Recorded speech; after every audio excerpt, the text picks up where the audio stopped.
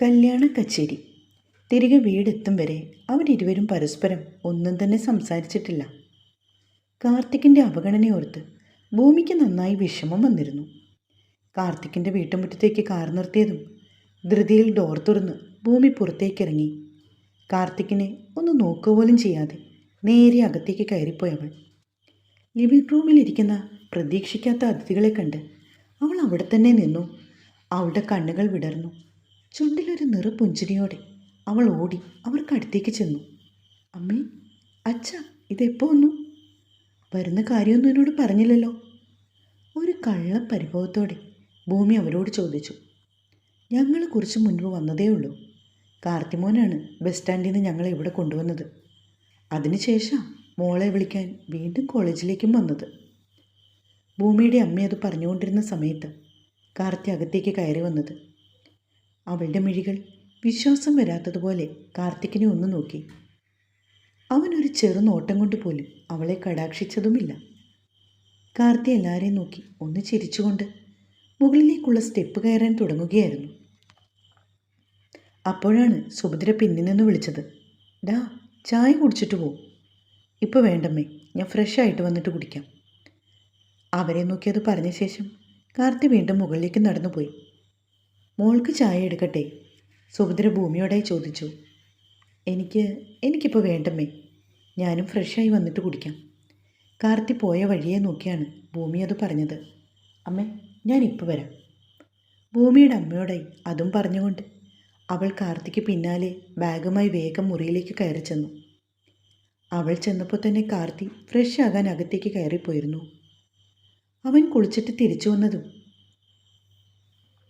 ഭൂമി അവൻ അരികിലേക്ക് വന്നു. സർ. എന്താ?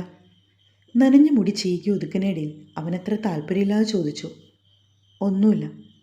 ചുണ്ടു കൂർപ്പിച്ച് അതും പറഞ്ഞ് ഭൂമി കുളിച്ചു മാറാനുള്ള വസ്ത്രവും എടുത്തുകൊണ്ട് ബാത്റൂമിലേക്ക് കയറി. അവൾക്ക് എന്തിനൊക്കെയോ വേണ്ടി വല്ലാണ്ട് ദേഷ്യം വരുന്നുണ്ടായിരുന്നു. അതിൽ പ്രധാന കാരണം കാർത്തിക്കിൻ്റെ ആ പഴയ സ്നേഹവും കരുതലുമൊന്നും ഇപ്പോൾ കിട്ടുന്നില്ല എന്നുള്ളതായിരുന്നു.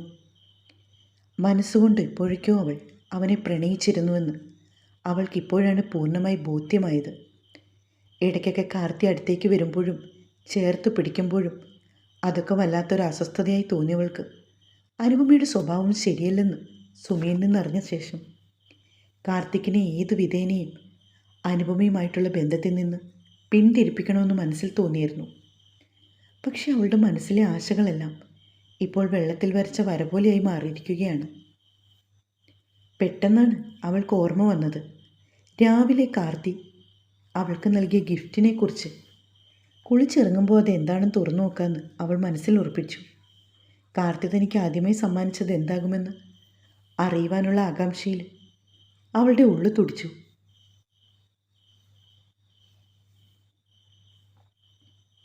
ആ ഒരു വേഗത അവൾ ചെയ്യുന്ന ഓരോ പ്രവൃത്തിയിലും നീണ്ടു നിന്നു. അതുകൊണ്ട് തന്നെ പെട്ടെന്ന് കുളിച്ച് മര്യാദയ്ക്ക് തല പോലും തോർത്താതെയാണ് ഭൂമി ബാത്റൂമിന് പുറത്തേക്ക് ഇറങ്ങി വന്നത്. തല മുഴുവനായി തോർത്ത് ചുറ്റി മുന്നോട്ടിട്ടതുകൊണ്ട് അവളുടെ മുടിയിൽ നിന്നും വെള്ളം ഊർന്നിറങ്ങി വലതു ഭാഗത്തെ തോളും മാറും നനഞ്ഞു കുതിർന്നു. അവളതൊന്നും കാര്യാക്കാതെ ധാവണിയുടെ ഷോൾ അലസമായി ചുറ്റി പുറത്തേക്ക് ഇറങ്ങി വന്നു. ആവേശത്തിൽ ഇറങ്ങി വന്നവളുടെ നെറ്റി ചൊളിഞ്ഞു. ഗിഫ്റ്റ് ബോക്സ് ഇരുന്ന ഭാഗം ശൂന്യമായിരുന്നു. കാർത്തി അത് മറ്റെവിടെയോ മാറ്റിവെച്ചുവെന്ന് അവൾക്ക് പൂർണ്ണമായി ബോധ്യമുണ്ടായിരുന്നു. റൂമിലും ബാൽക്കണിയിലും എല്ലാം നോക്കിയിട്ട് കാർത്തിക്കിനെ കാണാതായതോടെ അവൾ ഉറപ്പിച്ചു കാർത്തി താഴേക്ക് പോയിട്ടുണ്ടാകുമെന്ന്. വിവാഹം കഴിഞ്ഞിട്ട് ഇത്രയും നാളുകളായെങ്കിലും ഇന്ന് വരെ അവൾ സിന്ദൂരം തൊട്ടിരുന്നില്ല. സിന്ദൂരം മാത്രമല്ല, താലിമാലയും എല്ലാം ഊരി വെച്ചിട്ടായിരുന്നു അവൾ എന്നും കോളേജിൽ പോയിക്കൊണ്ടിരുന്നത്. അതിൻ്റെ പ്രധാന കാരണം സുഭദ്രയായിരുന്നു. സുഭദ്രയാണ് അവളോട് പറഞ്ഞത് കോളേജിൽ പോകുമ്പോൾ താലിയും സിന്ദൂരവും ഒന്നും വേണ്ട, മുൻപ് പോയിക്കൊണ്ടിരുന്നത് പോലെ പോയാൽ മതിയെന്ന്. എന്നാൽ ഇന്നവൾക്ക് വല്ലാത്തൊരു കൊതി തോന്നി. കാർത്തി കെട്ടിക്കൊടുത്ത താലിയും സീമന്തരേഖയിൽ ഒരു നുള്ളു സിന്ദൂരവും അണിയണമെന്ന്. മേശവലിപ്പ് തുറന്ന് അതിലെ ചെറിയ ബോക്സിൽ നിന്നും അവൾ താലിമാല പുറത്തെടുത്തു. അത്യാവശ്യം വലിയൊരു മാലയും 4 താലിയുമായിരുന്നു ഭൂമിയെ കാർത്തി കല്യാണ ദിവസം അണിയിച്ചത്. കബോർഡിൽ തന്നെ ഉണ്ടായിരുന്ന സിന്ദൂരച്ചെപ്പിൽ നിന്ന് ഒരു നുള്ളു സിന്ദൂരമെടുത്ത് അവൾ സീമന്തരേഖയിലേക്ക് വരച്ചു. കാർത്തിക്കിൻ്റെ താലി സിന്ദൂരവുമല്ലാണ്ട് യാതൊരു ആഡംബരവും അവൾക്കുണ്ടായിരുന്നില്ല. ഒരു കുഞ്ഞു പൊട്ടുപോലും അവൾ തൊട്ടില്ല. കണ്ണാടിയിൽ കണ്ട സ്വന്തം പ്രതിബിംബത്തെ അവൾക്ക് വിശ്വസിക്കാനായില്ല. വല്ലാത്തൊരു ഭംഗി അവൾ സ്വയം ഓർത്തു. തലയിൽ ചുറ്റിയ ടവലഴിച്ച് സ്റ്റാൻഡിലേക്ക് ഇട്ടുകൊണ്ട് വെറുതെ മുടിയൊന്ന് ഒതുക്കിയിട്ടു. ശേഷം അവൾ താഴേക്ക് നടന്നു. അതേസമയം ഡൈനിങ് ടേബിളിൽ എല്ലാവരും ചായ കുടിച്ചുകൊണ്ടിരിക്കുമായിരുന്നു. ഭൂമി ഇറങ്ങി വരുന്നത് കണ്ട് ഭൂമിയുടെ അനിയത്തി ഫവമിയാണ് പറഞ്ഞത്, ആ ചേച്ചി വന്നൂല്ലോ എന്ന്. പെട്ടെന്ന് എല്ലാവരുടെയും ശ്രദ്ധ അവിടേക്ക് തിരിഞ്ഞു. സ്റ്റെപ്പ് ഇറങ്ങി വരികയാണ് ഭൂമി. കാർത്തിയും അങ്ങോട്ടേക്ക് നോക്കി. അവൻ്റെ മിഴികളിൽ ഒരു വല്ലാത്ത തിളക്കം. അതുവരെ അത്ര ഭംഗിയിലവൻ ഭൂമിയെ കണ്ടിട്ടില്ല. ആദ്യമായി സിന്ദൂരമൊക്കെ തൊട്ട് കാണുന്നുണ്ട്. സുഭദ്രയുടെ കണ്ണുകളും അവളിൽ തന്നെ തിളങ്ങി നിന്നു. ഭൂമി വാ, വന്നിരുന്ന് ചായ കുടിക്കാം. സുഭദ്ര വിളിച്ചതും കാർത്തിക്കിനടുത്തായി ഒഴിഞ്ഞുകിടന്ന കസേരയിലേക്ക് ഭൂമി വന്നിരുന്നു. ഇരുവരുടെയും നോട്ടങ്ങൾ തമ്മിൽ ഉടക്കി. കാർത്തി മുഖം വെട്ടിച്ചു കളഞ്ഞു. മറ്റെല്ലാവരും ചായ കുടിക്കുന്ന തിരക്കിലായതുകൊണ്ട് അതൊന്നും ശ്രദ്ധിച്ചതുമില്ല. എന്നാൽ കാർത്തിക്കിനെയും ഭൂമിയെയും മാത്രം നോക്കിക്കൊണ്ടിരുന്ന സുഭദ്ര അതെല്ലാം കൃത്യമായി കാണുകയും ചെയ്തു. കാർത്തി മുഖം വെട്ടിച്ചപ്പോൾ വാടിപ്പോയ ഭൂമിയുടെ മുഖം കാണുക എന്തൊക്കെയോ സംശയങ്ങൾ തോന്നി അവർക്ക്. മക്കളെ, ചായ കുടിച്ചിട്ടേ രണ്ടാളും വേഗം പോയി കാവ്യ വിളക്ക് വയ്ക്കുക. സുഭദ്രയത് പറഞ്ഞതും ഭൂമിയുടെ മിഴികൾ വീണ്ടും കാർത്തിയെ തേടിച്ചെന്നു. ഇന്നൊരു ദിവസം ഭൂമി പോയി വിളക്ക് വയ്ക്കട്ടെ, എനിക്ക് അത്യാവശ്യമായി മറ്റൊരിടം വരെ പോകാനുണ്ട്. വിളക്ക് വയ്ക്കാൻ പോകുമ്പോൾ കാർത്തിക്കിനെ തനിച്ച് കിട്ടൂല്ലോ. അപ്പോഴവനോട് കാര്യങ്ങളൊക്കെ സംസാരിക്കാം, അവൻ്റെ പിണക്കവും മാറ്റാമെന്ന് കരുതി. ആ ഭൂമിയുടെ മുഖം പെട്ടെന്ന് വാടി. അതെവിടേക്കാണ് ഇത്ര ധൃതിയിൽ പോകുന്നേ? സുഭദ്ര കാർത്തികിനോട് ചോദിച്ചു. എനിക്കൊരു അത്യാവശ്യമുണ്ട്, ഒരു ഫ്രണ്ടിനെ കാണണം.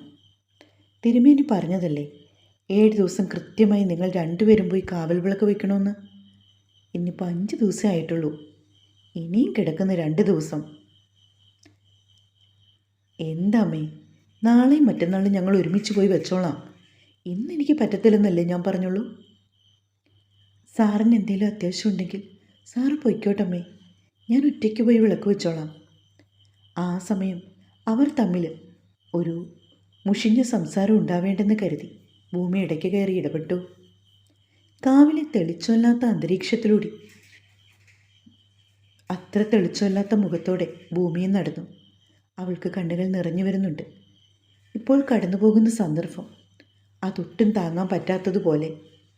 നാഗദൈവങ്ങളുടെ ശില്പങ്ങൾക്ക് മുമ്പിൽ അവൾ ഏറെ നേരം വിളക്ക് വെച്ച് കണ്ണടച്ച് പ്രാർത്ഥിച്ചുകൊണ്ട് നിന്നു. പെട്ടെന്നായിരുന്നു ഒരു കാറ്റ് വീശിയത്. അത്രയും നേരം കണ്ണുകൾ അടച്ചു നിൽക്കുമായിരുന്ന ഭൂമി പെട്ടെന്ന് മിഴികൾ തുറന്നു.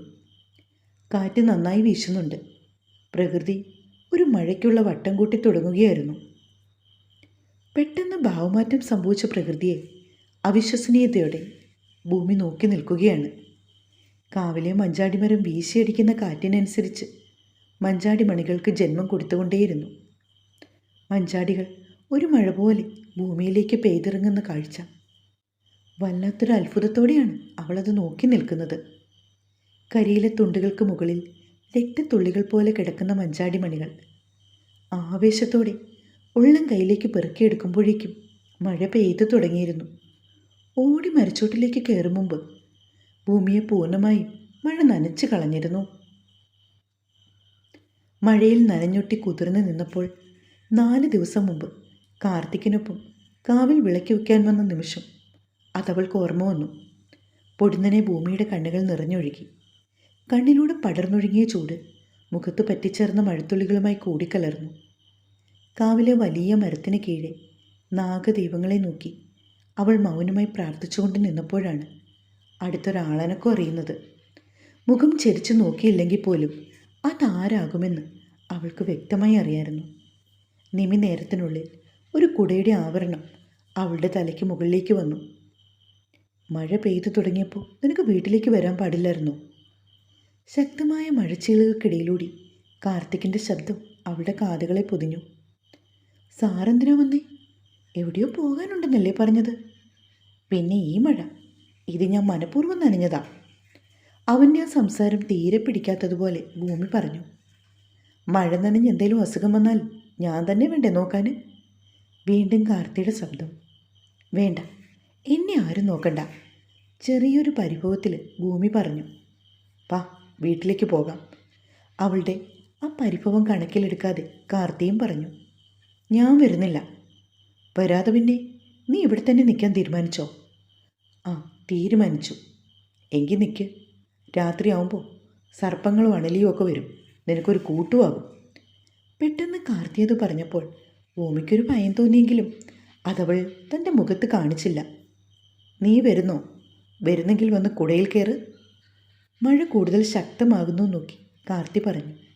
ഒടുക്കം മനസ്സില്ലാ മനസ്സോടെ അവൾ കാർത്തിയുടെ കുടയിൽ കയറി. അവൻ തന്നെ ചേർത്ത് പിടിക്കുമെന്ന് പ്രതീക്ഷിച്ചവൾക്ക് വീണ്ടും നിരാശ.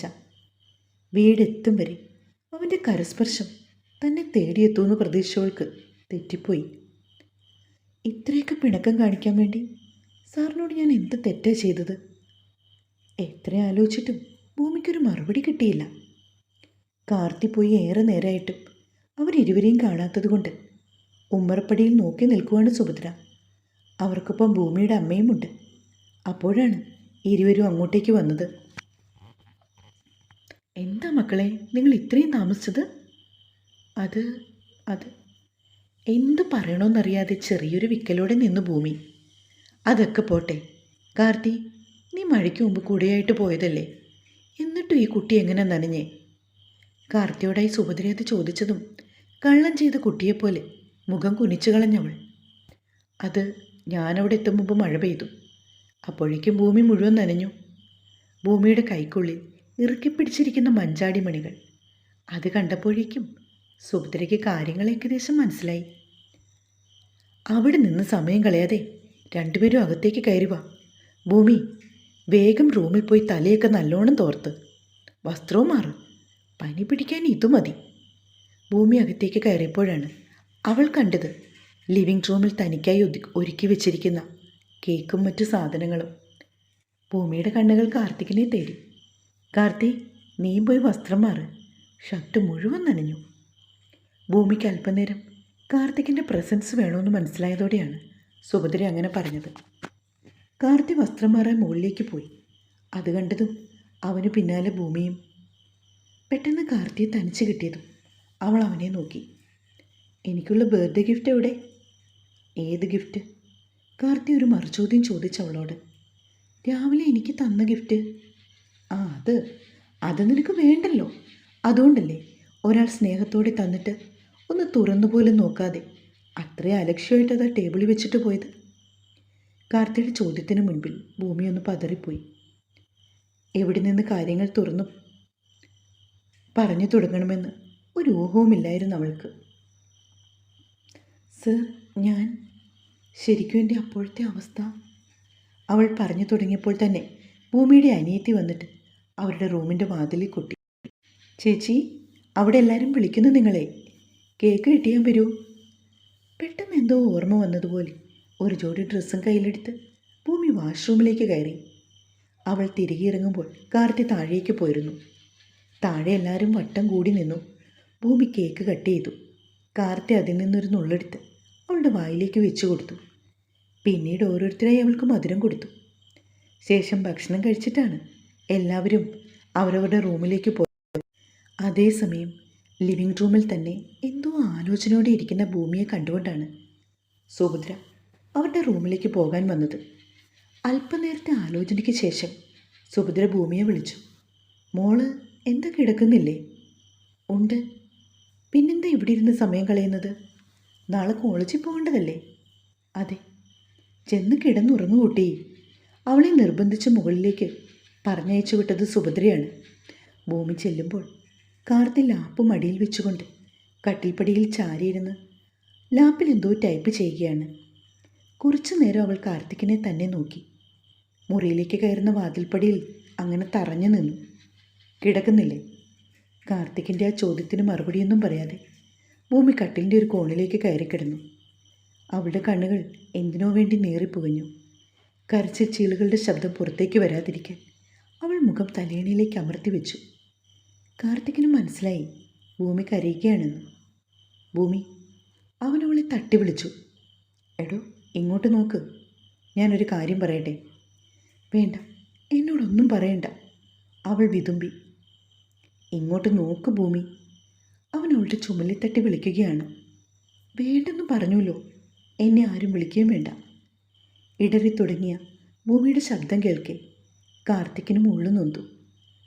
രാവിലെ താൻ ഗിഫ്റ്റ് കൊടുത്തപ്പോൾ അതൊന്ന് തുറന്നു പോലും നോക്കാതെ പോയ ഭൂമിയോടുള്ള അവൻ്റെ പരിഭവമായിരുന്നു ഇത്ര നേരം മുന്നിട്ട് നിന്നത്.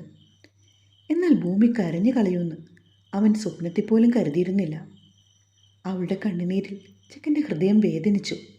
ഭൂമി, അല്പം പ്രയാസപ്പെട്ട് കാർത്തി അവളെ ബലമായി മലർത്തിക്കിടത്തി. പെണ്ണവൾ പെട്ടെന്ന് അവളുടെ മാറിന് കുറുകെ കൈകൾ പിണച്ചു വെച്ചു. അവൻ അവിവേകം എന്തെങ്കിലും കാണിച്ചാലോ എന്ന് ഭയന്നു. അവളുടെ ആ പ്രവൃത്തി അത് കണ്ടതും അവനും കാര്യം മനസ്സിലായി. കാർത്തി എണീറ്റിരുന്നു കൊണ്ട് അവളുടെ കൈകൾ ഇരുവശത്തേക്കും ബലമായി അകറ്റി വെച്ചു. പെട്ടെന്ന് അവൾ നെറ്റി കൂർപ്പിച്ചുകൊണ്ട് അവൻ്റെ മുഖത്തേക്ക് സൂക്ഷിച്ചു നോക്കി. അവൻ്റെ മുഖം അവളുടെ മാറിലേക്കാണോ അടുത്ത് വരുന്നതെന്ന് ഭൂമി ഓർത്തു. ശ്വാസം പിടിച്ചു വെച്ച് കിടക്കുകയാണവൾ. അതെ, ശ്വാസം മുട്ടിയാൽ ഞാൻ കൃത്രിമ ശ്വാസം പകർന്നു തരും. അവൻ പറയുന്ന കേട്ട് പെട്ടെന്ന് അവൾ ശ്വാസം എടുത്തു വിട്ടു. എൻ്റെ ഭദ്രപ്പെണ്ണ് കരയുവാണോ? കാതിൽ പതിഞ്ഞ കാർത്തിക്കിൻ്റെ ശ്വാസച്ചൂടിനൊപ്പം കേട്ട വാക്കുകൾ. അതിലെ എൻ്റെ ഭദ്രപ്പെണ്ണ്. ഭൂമി കണ്ണുകൾ ഇറുക്കി അടച്ചു. കാർത്തി അവളെ പൊക്കിയെടുത്ത് തൻ്റെ മടിയിലേക്ക് അവൻ അഭിമുഖമാകും വിധത്തിലിരുത്തി. ഭൂമിയുടെ കണ്ണുകൾ അപ്പോഴും അടഞ്ഞു തന്നെയിരുന്നു. അല്പനേരത്തിന് ശേഷം കഴുത്തിൽ പതിഞ്ഞൊരു തണുപ്പറിയെ മെല്ലെ അവൾ കണ്ണു തുറന്നു. ഇഷ്ടായോ? ഭൂമിയുടെ കഴുത്തിൽ പറ്റിച്ചേർന്ന് കിടന്ന ഡയമണ്ട് മാലയിലേക്ക് നോക്കിയാണ് കാർത്തി അത് ചോദിക്കുന്നത്. ഇഷ്ടപ്പെട്ടതുപോലെ ഭൂമിയുടെ അധരങ്ങൾ വിടർന്നു. കാർത്തിക്കിൻ്റെ അധരങ്ങൾ നിമി നേരം കൊണ്ട് അവളുടെ കഴുത്തിൽ പതിഞ്ഞു. അവൻ്റെ താടി രോമങ്ങൾ അവളെ ഇക്കിളിപ്പെടുത്തി. അവൻ്റെ ഒരു കൈ ധാവണിക്ക് മുകളിലൂടി വെളിവായ അവളുടെ നഗ്നമായ വയറിൽ അമർന്നു. ചൂണ്ടുവിരൽ കൊണ്ട് പെണ്ണിൻ്റെ നാഭിച്ചുഴിയിൽ കളം വരച്ചപ്പോൾ ഭൂമി ഒന്ന് കുറുകിക്കൊണ്ട് അവനോട് ഒട്ടിച്ചേർന്നു. ഒപ്പം അവൻ്റെ കയ്യിൽ കയറി പിടിച്ചു. എന്നിട്ട് അവനെ ഒന്ന് പാളി നോക്കി. ജന്മദിനാശംസകൾ പെണ്ണെ. അവൻ അവളുടെ തുടുത്ത മുഖത്തേക്ക് നോക്കി ഒരു പുഞ്ചിരിയോടെ പറഞ്ഞു.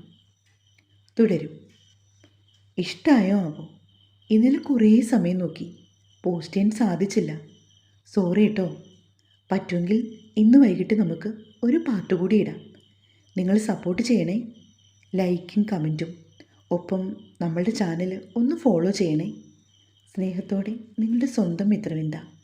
Thank you.